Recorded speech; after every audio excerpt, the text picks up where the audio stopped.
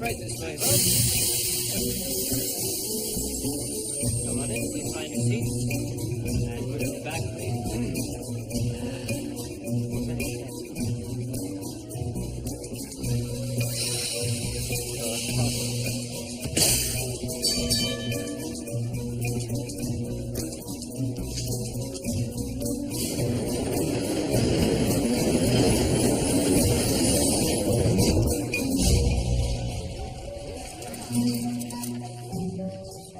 Constable Higgins, what have you? Well, the streetcar made it a stop down the line before the incident was noted, sir. And as for the victim, it's a real puzzle, sir. Indeed.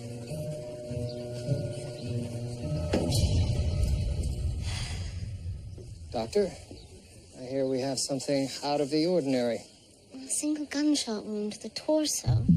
I suspect it hit the heart. Brazen, but hardly odd. According to Constable Higgins, no one heard the shot. Ah. Indeed. Perhaps he was shot elsewhere. Given the severity of the wound, he would have left an impressive blood trail, and there's none. So if he was shot where he sits, and no one heard, a stray bullet, some boys shooting at bottles. Or some unrelated dispute? Return railway ticket from New York City. Wow, we've given him quite the welcoming. Something to write home about. If you find anything else out, Doctor. As usual.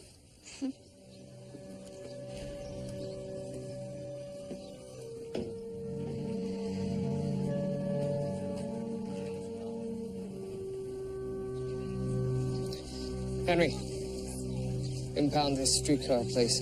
Yes, sir. According to his business card, our victim is a Wilbur Delory Esquire, 539 Gilmore Street, New York. Have George inquire with the New York City Police, please. Yes, sir. Oh, and sir, a few riders saw a man in a boater hat board the car with Mr. Delory, sir. They were having a friendly conversation by all accounts. And where is this man? He got off the car before it left the station, sir. Afraid no one saw his face clearly. Perhaps he was just seeing Mr. Delory on his way? Interesting turn of phrase, Henry. Henry, get this man's description, such as it is, out on the wire, and have the men canvass the area for any reports of gunfire. Straight away, sir.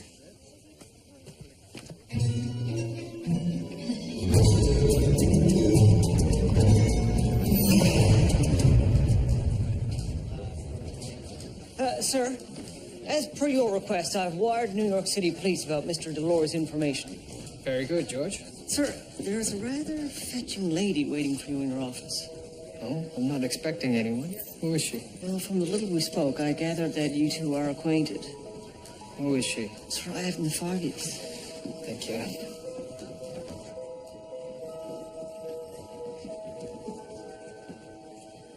Anna Fulford. My goodness. Hello, William. What brings you to Toronto? I'm on my way to Niagara Falls with my fiancé. Your fiancé? Ah, congratulations. William, he's vanished. Vanished. I'm at my wit's end. I think something terrible must have happened.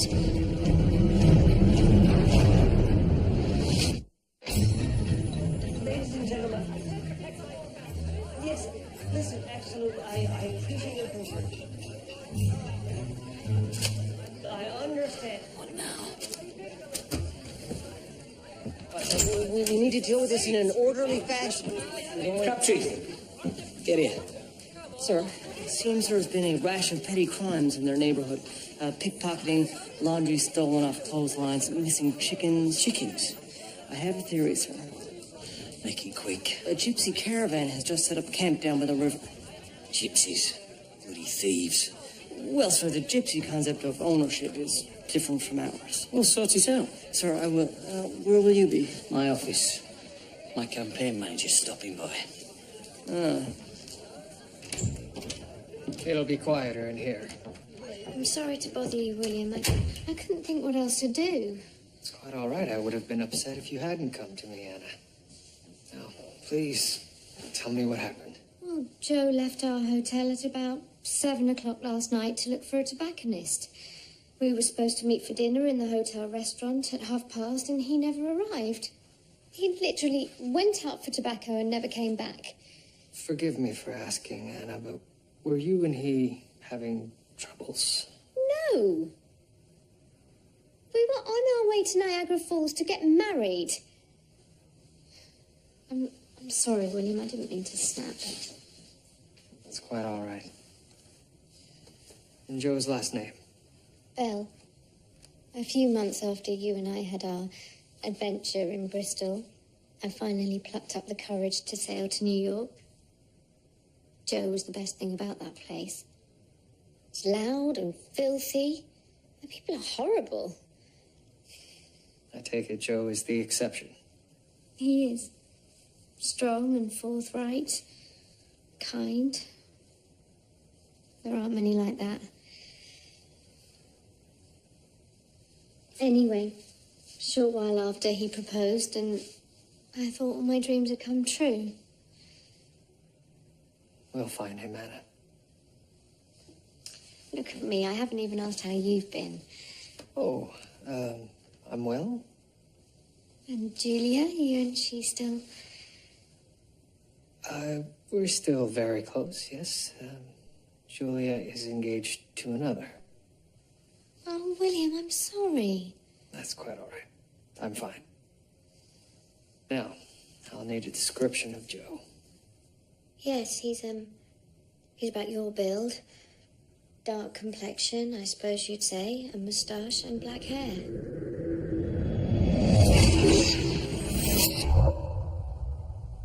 What is it, William?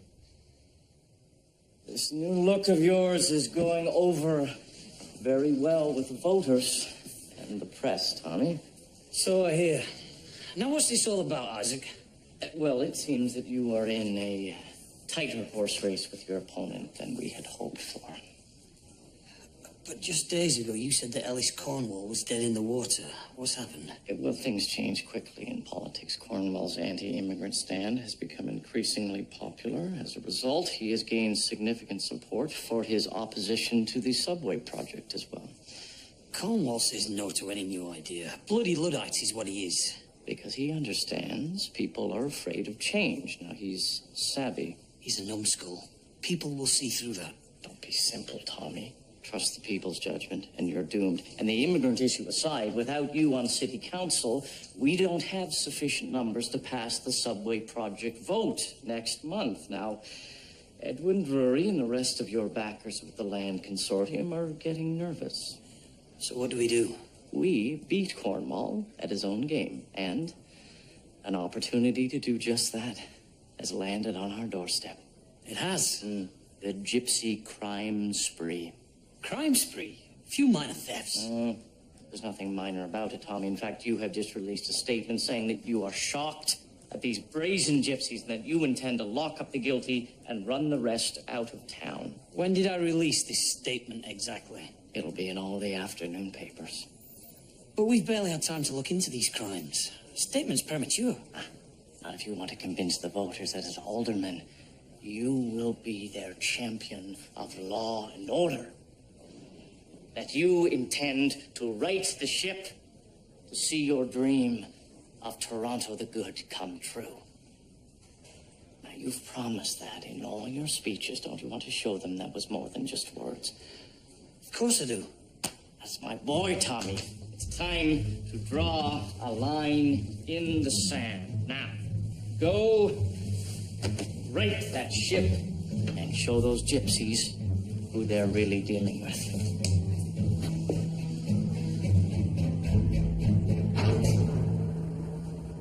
Is this Joe? Anna, I know how difficult this must be for you.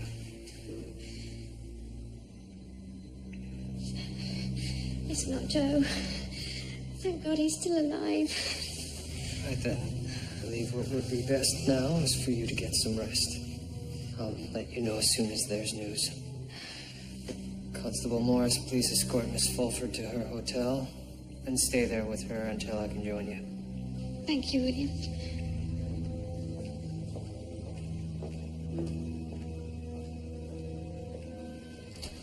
She's lovely. Poor thing, I can't imagine how I'd feel in her situation. Well, then, it would appear that Mr. Delory is, in fact, himself. Has your post-mortem revealed anything, Doctor? Yes. I recovered this slug, 32 caliber. Given the powder burns on his skin, Mr. Delory was shot point blank. Ruling out a stray bullet.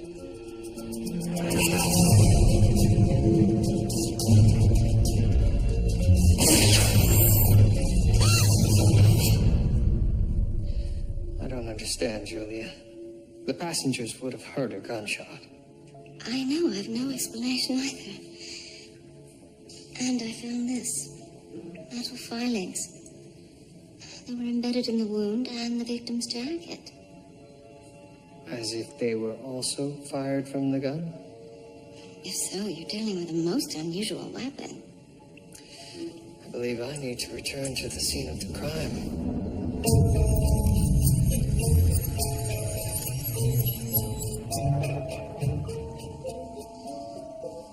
Metal filings, sir? Yes, like those recovered from the victim's body. Henry, I'll need you to gather a few items for me. Certainly, sir. From where? Millwright.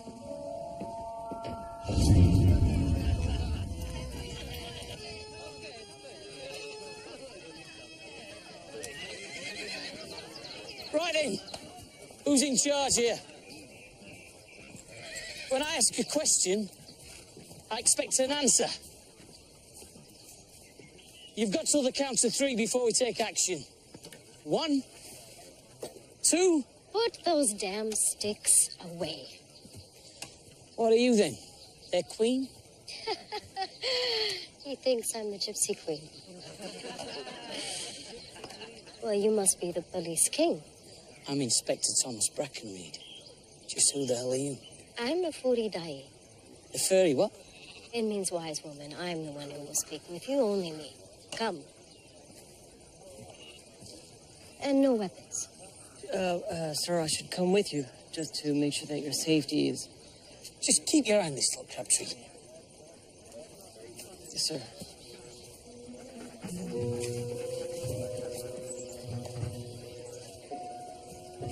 So, miss, whatever your name is, there's been a crime spree in this neighborhood since you lot turned up. Really?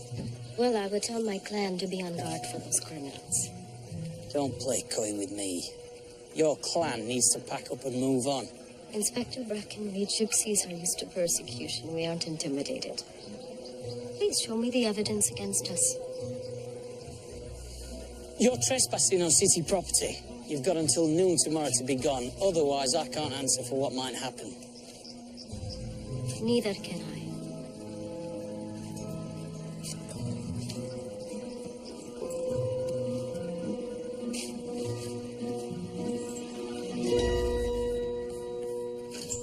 Murdoch. Ah, sir. How did it go with the gypsies? Bunch of goat herders. That well. They'll be gone by tomorrow if they know what's good for them. What are you working on? That's a speculative notion at the moment. To do with this impossible shooting of yours? Yes, sir. How's that going? Well, sir, we've confirmed that the victim was indeed a Wilbur Delory from New York City, in town on business, according to his family. 2 incidents, both involving New York City residents. Delory and Miss Fulford's missing fiancé. Yes, sir. Perhaps there's a connection. The fiancé knew this other bloke, had a row with him, killed him and ran. Could be as simple as that. The thought had crossed my mind. Keep an eye out, Murdoch. Miss Fulford's runaway groom could be a bit of a dangerous character.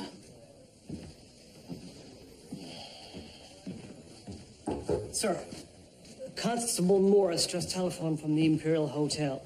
Miss Fulford took a message at the front desk from her fiancé. Indeed. Have Morris stay put with Miss Fulford until I can get there. Sir, Morris just found this out now. He thought Miss Fulford was in her room. I don't understand, George. Where is Miss Fulford now? Sir, she's on the way to meet her fiancé. What? Do we have any idea where she was going? The man at the front desk who took the message said the Gerrard Street Bridge, sir.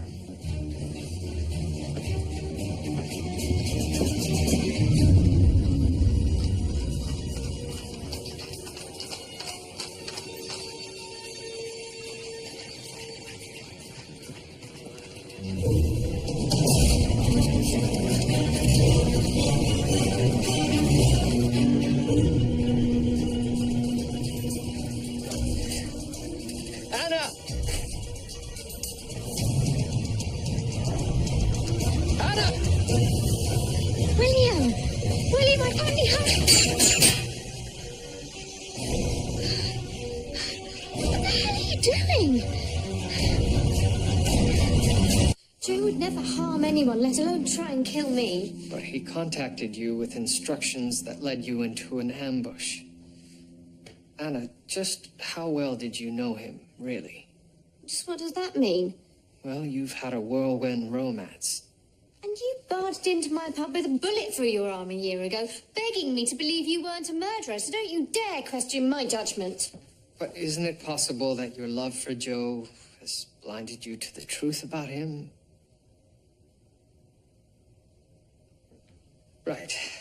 If I'm to help you find Joe, I'll need to know everything you know about him. Where do I start? Was he well off? Where did he work? He has his own business, shipping cargo back and forth to Europe. What sort of cargo? I'm not sure. That's all right. We can find all of that out. If you just tell me the name of the company. I don't actually know. You weren't far off when you said whirlwind. Oh, this is embarrassing.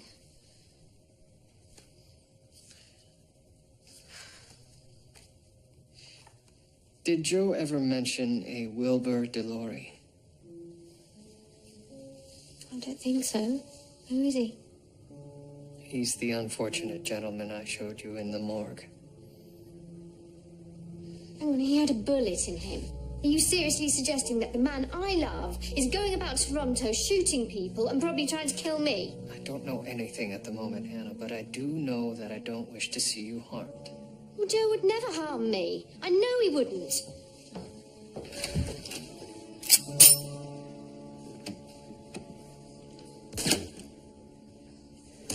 Is that it? Virtually no noise. I got the idea after reading about Hiram Maxim's attempts to muffle the sound of internal combustion motors. So this is a muffler, so to speak. Yes, George. Which would explain why no one on the streetcar heard the gunshot. Insidious is what it is. I agree.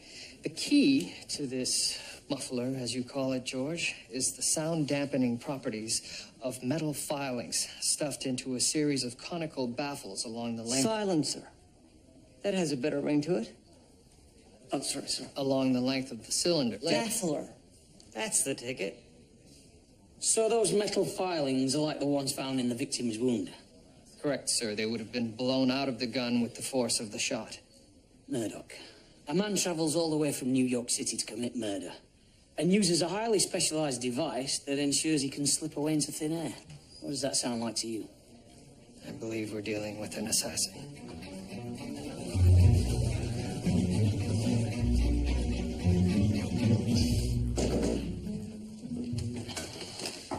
Tommy, we have a problem. We do? Mr. Drury, good to see you again.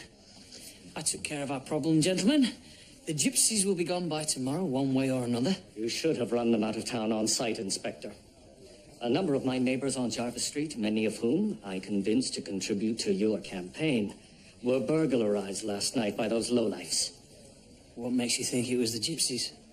My son, Edwin Jr., and his friends saw the gypsy men themselves. From our drawing room, the thieves were breaking into number 28. First a minor crime wave, now these major thefts by these immigrant peasants. Alice Cornwall will rake you over the coals with this unless you react with an iron hand. But we can still turn this to your advantage, but we need arrests, and we need the caravan out of town before the evening papers hit the streets. I can see your point, gentlemen, but that's not how I left it with them. We should give the gypsies a chance. I can read. We've got a potential disaster on our hands. Just get back to that camp and get them the hell out of there. And I'm sending the press, so I don't want any mistakes. Everything Mr. Drury's consortium has worked for depends upon this, Tommy. Everything you've worked for.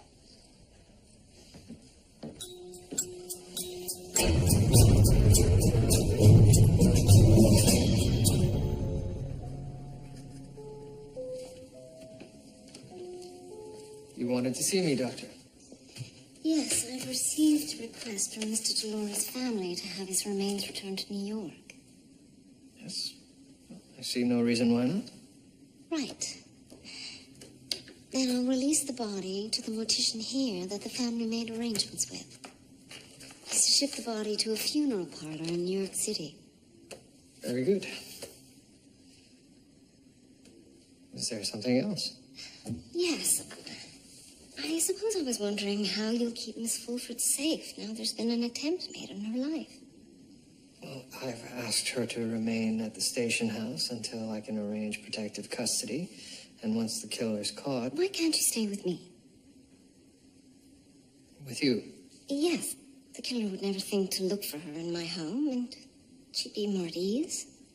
Yes, but... Consider what Anna's going through, William. If the gunman is her fiancé, then she's been horribly betrayed, and she's lost the love of her life. It's heartbreaking. Indeed. I'll arrange it. Right, you lot. There's no need for trouble, but if that's what you want, then I'm happy to oblige. Tommy Brackenreed is fair but tough. You getting all this angling? Every golden word. Good lad. Inspector! You will stop this immediately. Ma'am, I'll ask you to stay back for your own safety. It's all right, Crabtree. What you've got to understand is that there's no point crying over this. A decision's been taken. By who? Oh, I see. So you were following someone else's orders. You're a messenger boy. You've got nothing to complain about. If it wasn't for me, we'd be rounding everybody up, not just the men. You gave us until tomorrow. You were going nowhere, and you know it.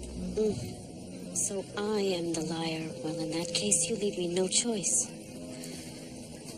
What you seek, you shall never gain. What's that supposed to mean? She is remarkable. Who is she? Never you mind. Get on with your job. Sir, I think she just put a gypsy curse on you. Curse, was it? Thank you, Crabtree. She did no such thing. Right, you lot. Come on, chop, chop.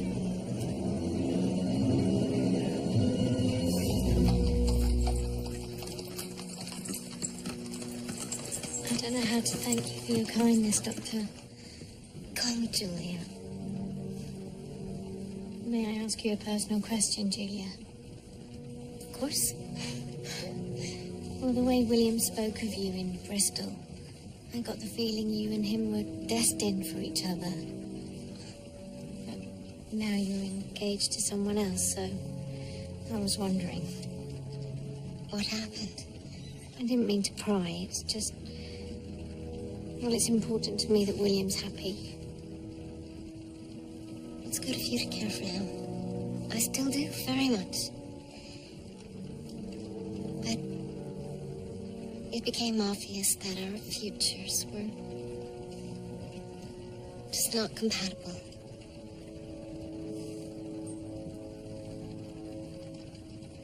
Must be true what they say. Love isn't always enough.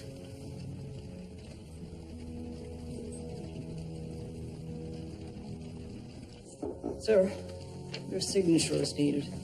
The customs form regarding Mr. Rory's body. Yes, of course.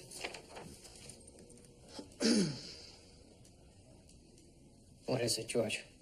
Well, sir, with respect to the Jarvis Street break-ins, The inspector, he hasn't even asked to interview any of the residents. He's just taking it on Edwin Drury's word that it was the gypsies. There's a saying, George. It's just politics. Yes, but sir... Don't worry.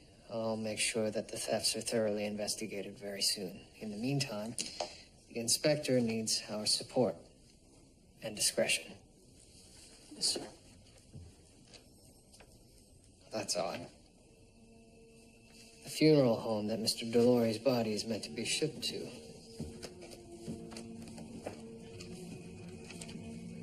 It's different than the one his family requested. No one should disturb the dead, not even the police.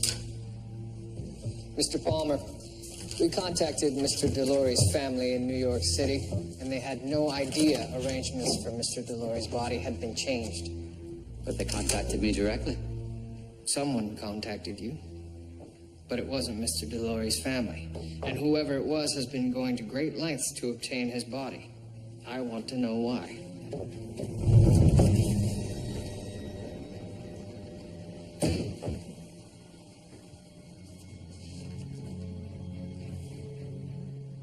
Sir, that body is sitting awfully high up.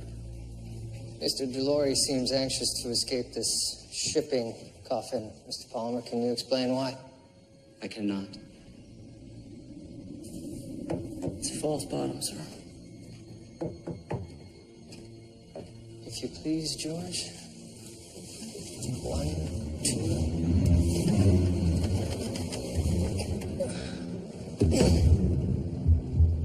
Oh, my. Well, George, it appears we've found Miss Fulford's fiancé.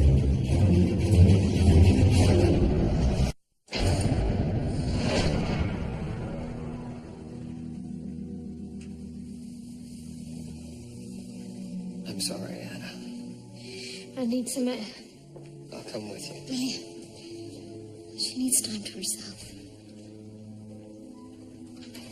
Of course. I have preliminary results. Joe Bell died of a single gunshot wound to the abdomen. .32 caliber, the same as the other victim. And I found metal filings in the wound. Time of death? Roughly 24 hours ago. He was killed before Mr. Delory. Why are these two men dead? And why on earth would someone want Anna dead as well? And why would the killer want to ship Joe Bell's body back to New York in secret? It's a conundrum, to be sure, sir. Oh, whatever his reason, the killer comes up with this double coffin deception. But he needs a second corpse to put on top of Joe Bell's body. So he must have known Delory was from New York. The streetcar witnesses claim that two men were chatting moments before the murder. So the murderer killed Delory simply because he needed a corpse? Sir, a disregard for human life. Indeed, George. This assassin is well suited to his calling. I don't believe we've seen his like before. Bloody hell, Glynn! What were you thinking? Hey! You're supposed to write about the arrests, not this cursed bollocks. But a gypsy curse, how could I ignore a thing like that? I thought we had a deal. I give you scoops over all the other broadsheets in exchange for good press on my station house. On your station house, yes, not your political aspirations. Is it possible you've confused the two? If your reporting cost me this election, I guarantee I'll find a way to make you sorry. Is that a quote, Inspector? Sir, What do you want, Crabtree? sir, the gypsy women have begun a sort of vigil outside. Outside? Are you serious? Yes, sir, that wise woman up there says they won't leave until their men are released. Shall I have the lads try to move them off? What with Glynn out there lurking, ready to make a fool out of me again? Sir, if I were an objective observer, which I believe I am, I might observe that... Sir, I believe your policing methods have suffered of late. Did I hear you correctly, Crabtree? Yes, sir.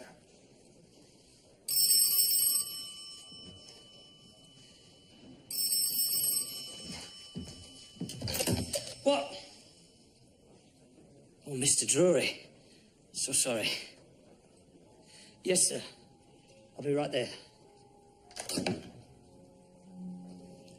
Where are those Jarvis Street break-in reports? I'll fetch them, sir. I never saw the man, Detective.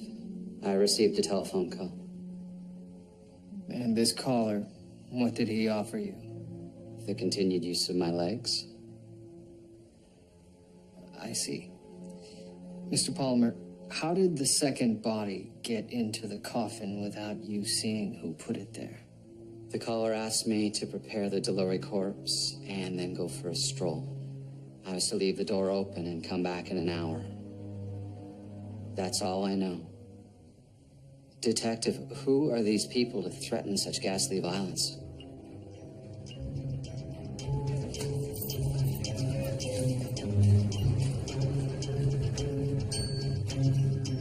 Sir, the break-in reports.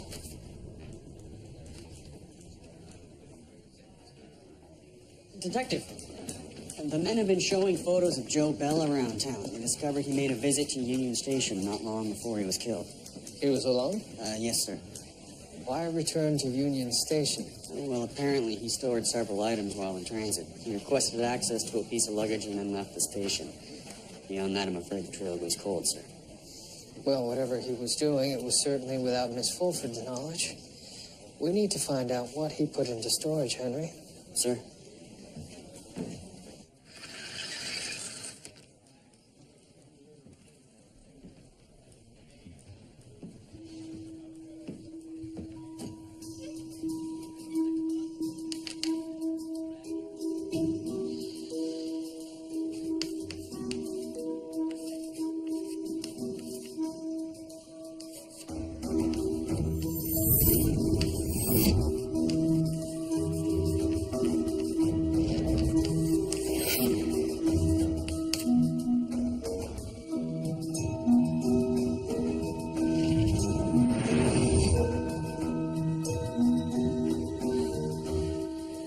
You do it, Murdoch.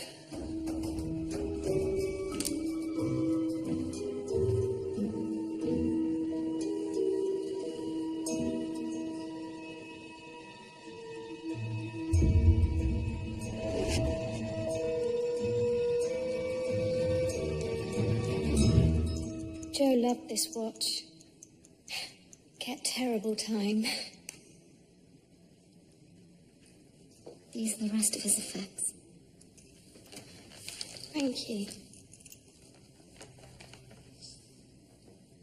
What will you do when all this is over? Start again, I suppose. Though it's hard to imagine how. I suppose we've become so accustomed to the shape of our lives, we're convinced that no other is possible. And yet, of course, it is. I've fallen for two men in the space of a year, and I've lost them both. There's always the nunnery. Two men? One was Joe. The other walked into my pub in Bristol, and his heart belonged to another. Oh. My chaperone's growing impatient. I should return to the safety of your home. Of course. Thank you.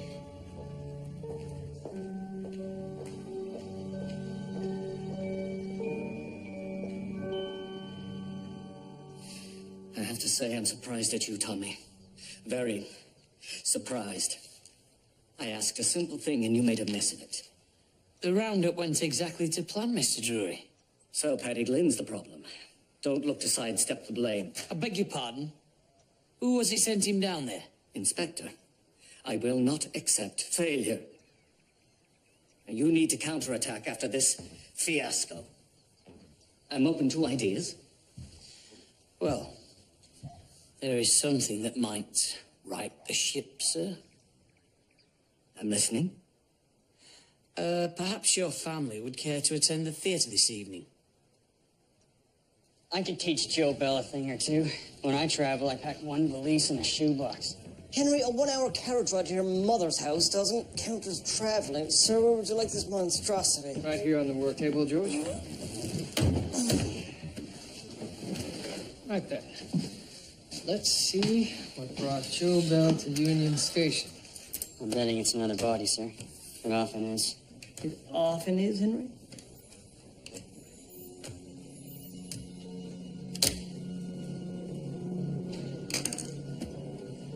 And we have... tin cans. No doubt full of body parts, Higgins.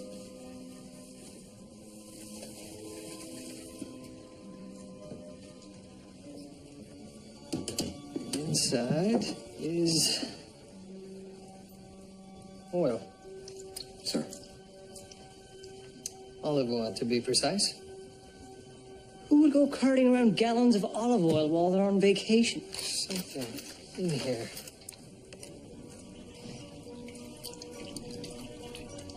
What on earth?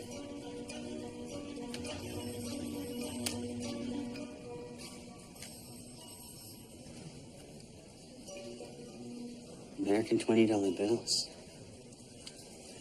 Sir, if the other tins are filled up the same, there's a fortune. Sir, who was this Joe Bell? How did he come by all this money? I have no idea, George, but it's a fair bet that this is why he was murdered. The paper itself is low grade, high in linen, lacking in cotton. And if you look at Alexander Hamilton's buttons, there are 2. There should be 3. So this Joe Bell was a counterfeiter who couldn't count? No, in fact. According to the United States Secret Service, this particular counterfeiter is a forger who lives in Sicily. Sicily? How did this fake money end up in New York? Miss Fulford said that her fiancé, Joe Bell, had a shipping company. Various cargo. Some of which was Sicilian olive oil. Yes. Now the question is whether or not Mr. Bell was part of this counterfeiting ring, or if he simply happened upon the hidden money. Well, either way, he helps himself to a few tins and he makes a run for it. Yes, and the rightful owners sent an assassin to track him down. And the rightful owners are? The New York City police have no knowledge of this Joe Bell, but they did recognize the double coffin ruse. It's a technique used by an organized crime group called the Black Hand. The double coffin allows them to transport victims they don't want discovered. Pragmatic cutthroats. Apparently, this Black Hand has its roots in Sicily, but has been moving into New York City's Italian community. First a band of gypsies, now something called organized crime. Toronto the good indeed. So, do you have a plan to put a stop to this business? I might. Brilliant. Because I have a crime wave of my own to deal with. Yes, I've heard. And you hope for a speedy conclusion. I do. With the actual thieves behind bars, if you were wondering. I was not. Good. Now, you have some unpleasant business to attend to. Yes. Joe would never associate with this Black Hand. He was a good soul. No doubt. But he did steal from the Black Hand. And it cost him his life. And put yours in jeopardy. I swear, I had no idea what Joe was doing. And I believe you. But the attempt on your life would suggest that the Black Hand feels otherwise. And it's this mistaken belief that's the basis for my idea. To catch his killer? Yes. Now it stands to reason that the Black Hand wants the money back. And I intend to give it to them. Why would you want to give those murderers anything? To draw out the assassin. I'll send them a telegram pretending to be you and that you know what they've done. Anna will offer the money in exchange for her life. And when the killer presents himself, he'll be apprehended. How will you contact them? There's a funeral parlor in New York City I believe the Black Hand uses as a cover. I'll wire them the specifics of where and when the exchange is to take place. Well, I want to be there with you. It's far too dangerous. But the killer will expect to see me. If he doesn't, he might slink away and you'll never catch him. Anna, I will not use you as bait. William, if our roles were reversed, if you were after the killer of the woman you loved, you would not want to be denied a role. No, I would not. Right. So what can I do to help?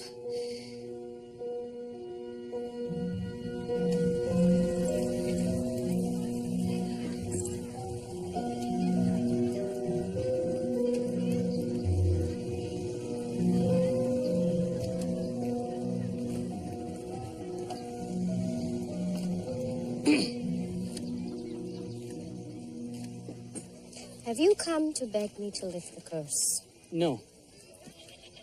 Something even more difficult than that. I'm here to admit that I was wrong. Yes? I know your men didn't commit those break-ins, but apologies aren't going to get them out of the situation they're in. So, your words are empty? No. I do have a plan, but I need your help. Release my men first. I can't. For this to work, they must remain in jail one more night.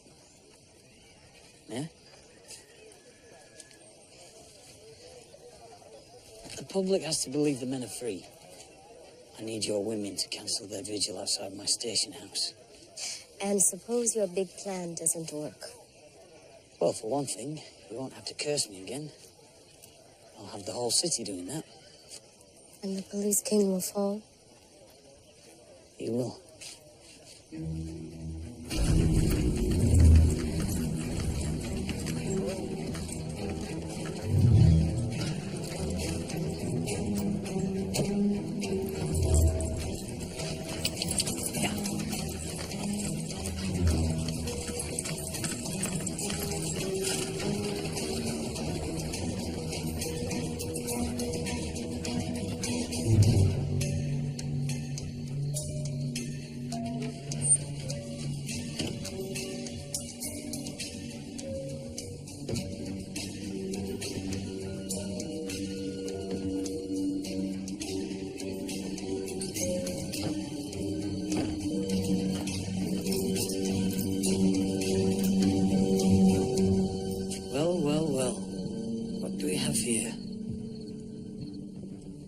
Of my son, Edwin Jr. Yes, the ones so eager to give statements blaming the gypsies. It was Edwin Jr.'s idea. That's rubbish. It's true, I swear. What was Edwin Jr.'s idea? Speak! To rob each other's house when our families were out. These boys are just trying to get my son in trouble. No, I don't think so. You see, Mr. Drury, I went back over your boy's statement. Before I came back up here this afternoon, I stopped off in front of number 28. There's no line of sight between there and that drawing room window. Which means your boy and these two were lying when they said they saw the gypsies breaking into the place. It was a setup. And I'm afraid your son instigated it all. Well, thank you, Inspector. You can rest assured that my son will be dealt with severely. Actually, there'll be no backroom deals. I'll have my men arrest Edwin Jr. at the theatre. I'd think twice about that. You will humiliate my family. And theirs. Tommy, this may not be the smart move. What are you saying, Lo?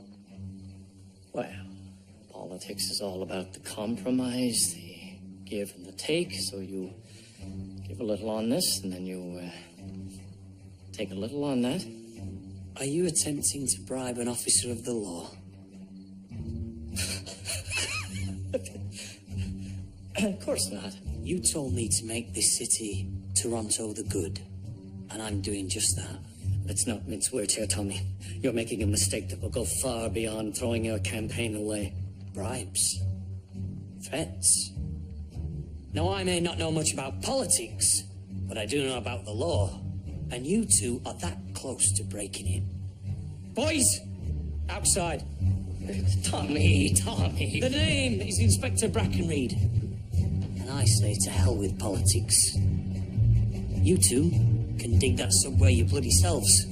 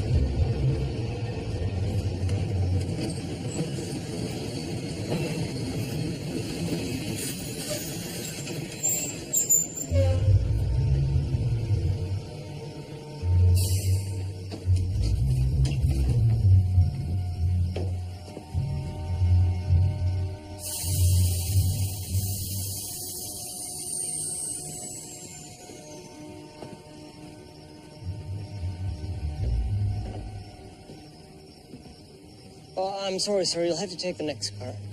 But this is the last one. We have an extra car running tonight. I don't understand why I can't take this one. We're on a very tight schedule. Tight schedule? These cars never run on time. Sir, I'm sorry. I'm going to have to ask you to step aside. I have to make my show. Sir, if I'm late, I'll be sacked. Sir, I understand. What is the issue? Sir, I can't help anymore. This train through all the time. I appreciate it. I got dinner for the last one. Drop your weapon!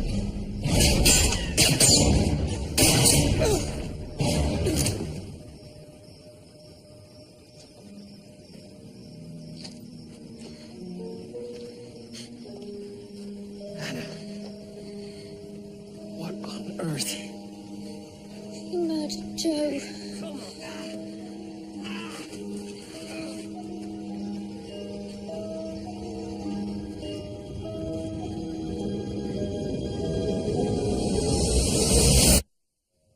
Joe Bell was a member of the Black Hand.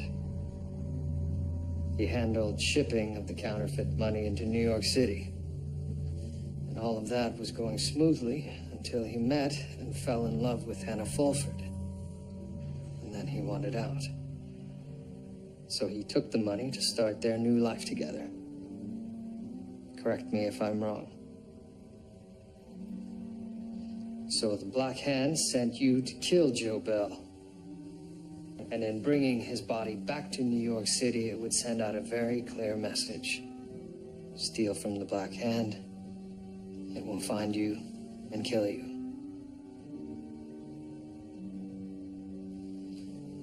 Anna Fulford is innocent. She played no part in this. No, we don't see it that way. No harm will come to her. You don't understand. Someone will replace me. If they fail, they will be replaced. The woman will die. The Black Hand does not forget. It will come for her. And for this city.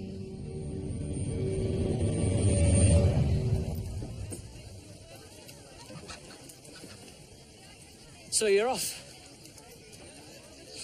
It's better this way. They say Peterborough's a nice little town. So I've heard. Lots of chickens. I never would have thought this a couple of days ago, but I think I'll miss you. Your clan, I mean. Thank you, Inspector. You'll forgive us if we don't send postcards. Right. And I'm glad that you're here because I have to lift the curse. Don't bother. It wasn't actually a curse, as it turned out. I must be losing my touch. Take care of yourself, Inspector. You're one of the good ones. I never did get your name. Mirella.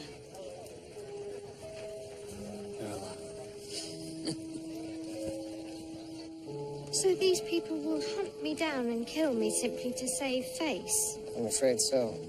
I'm not sure I can resign myself to that. You don't have to. But you just said. Anna, I can't protect you. But I can help you hide.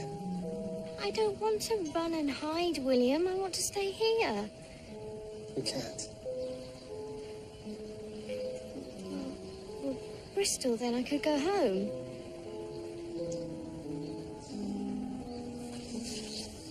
We've had these documents made up for you. They're your new identity, a new name, a new past. Everything you'll need. But where will I go? What am I going to do? Anna, what's important is surviving to be able to make those decisions. I'm so sorry, but it's the best I can do. How did this happen?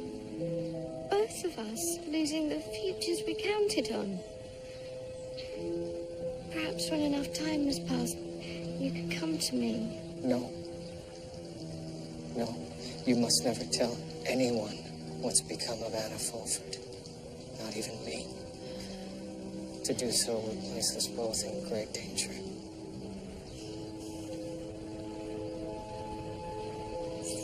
So this really is goodbye.